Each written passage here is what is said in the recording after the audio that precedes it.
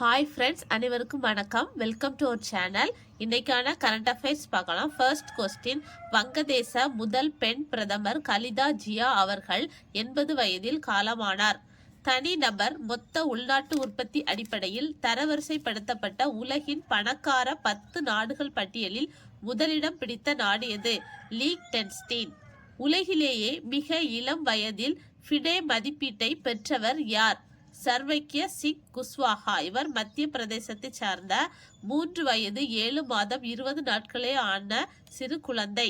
இவர் பெற்ற மதிப்பீடு 1572. ஃபிடே மகளிர் உலகக்கோப்பையை வென்ற முதல் இந்திய பெண் என்ற பெருமையை பெற்றவர் யார்? திவ்யா தேஷ்முக். இவர் 19 வயதான மகாராஷ்டிராவை சார்ந்தவர். மிக இளம் வயதில் தென் துருவத்தை எட்டிய முதல் இந்தியர் என்ற சாதனையை நிகழ்த்தியவர் யார்? காம்யா கார்த்திகேயன். இவர் இந்திய கடற்படை அதிகாரியின் 18 வயதான மகள் ஆவார். திருவனந்தபுரம் தமிழ் சங்கம் நடத்திய முப்பெரும் விழாவில் தாமரை பிரதர்ஸ் மீடியா வைரஸ் என்ற மலையாள நாவலை தமிழில் வெளியிட்டது. இதை எழுதியவர் யார்? ஐஸ்வர்யா கமலா அவர்கள். இவர் திருவனந்தபுரத்தை சேர்ந்தவர். டெல்லியில் நடைபெறும் தேசிய துப்பாக்கி சுடுதல் சாம்பியன்ஷிப்பில் மகளிருக்கான டிராப் பிரிவில் தங்கம் வென்ற வீராங்கனை யார்? நீரு தண்டா. இவர் மத்திய பிரதேசத்தை சேர்ந்தவர். சென்னை மற்றும் புறநகர் பகுதிகளில் ரூபாய் 1270 கோடி செலவில் புதிதாக 3 ரயில் பாதைகளை அமைப்பதற்கு ரயில்வே வாரியம் ஒப்புதல் வழங்கியுள்ளது. தாம்பரம் செங்கல்பட்டு இடையே 30 கிலோமீட்டர் தொலைவிற்கும், அத்திப்பட்டு கும்மிடிப்பூண்டி இடையே 22.52 கிலோமீட்டர் தொலைவிற்கும், அம்பத்தூர் வில்லிவாக்கம் இடையே 6.4 கிலோமீட்டர் தொலைவிற்கும் அமைக்க ஒப்புதல் வழங்கியுள்ளது. நியோம் என்ற மெகா நகர திட்டம் எந்த நாட்டில் உருவாகி வருகிறது? Saudi Arabia.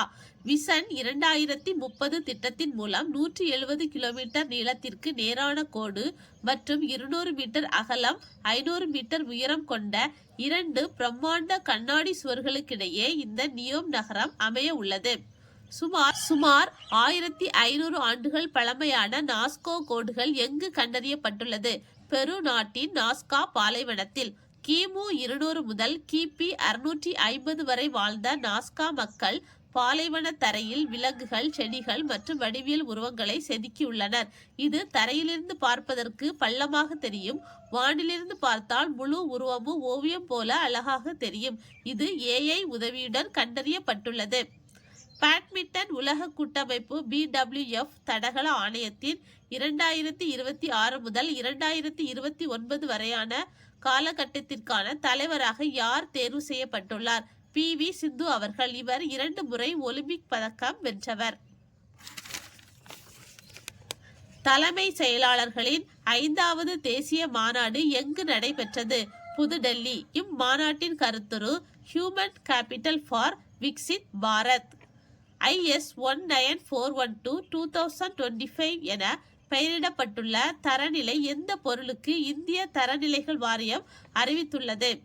அகர்பத்தி பொருட்கள். இது இந்தியாவின் முதல் அகர்பத்தி தரநிலையம் ஆகும்.